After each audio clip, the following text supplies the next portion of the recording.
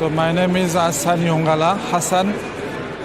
I'm National Coordinator for Red Process in DRC. I'm from Democratic Republic of Congo. I'm working for the Minister for Environment and Sustainable Development.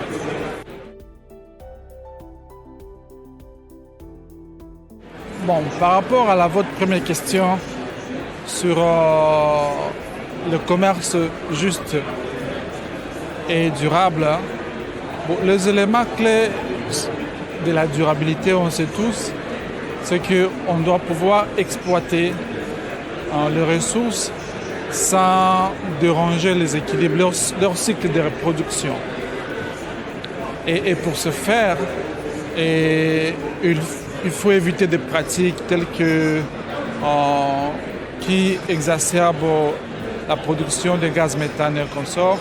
Donc il faut par exemple dans le domaine agricole, il faut une agriculture durable, qui utilise de moins en moins des engrais, qui pratique une agriculture décarbonée.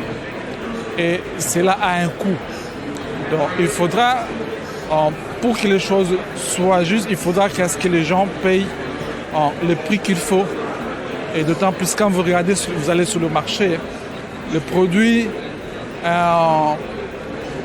fabriqués dans le process industriel traditionnel sont des produits de masse et leur coût de production est faible. Et ce qui fait est-ce que les produits qui sont produits de manière durable, leurs coûts sont élevés sur le marché et ça ne facilite pas les choses. Donc, pour ce faire, il faudra que les coûts de production soient équilibrés et que les barrières au commerce international soient brisées. Voilà un peu par rapport à votre première question.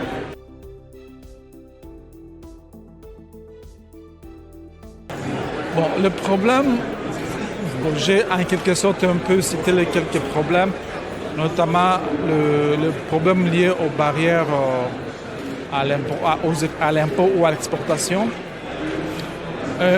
Aussi, l'autre challenge, c'est le problème lié au déséquilibre climatique, qui aujourd'hui, avec le déséquilibre climatique, le cycle de production est perturbé.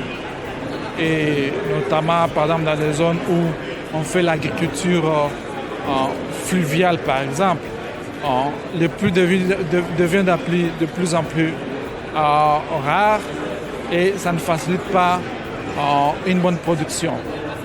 Comme solution par rapport à cela, nous avons ce que nous appelons en RDC, pas seulement en RDC, partout dans le monde, les solutions basées sur la nature. Donc, il faudra s'assurer que nous orientons l'agriculture dans les zones qui n'impactent pas la forêt. Faire par exemple l'agriculture dans les zones savanicoles, faire le reboisement.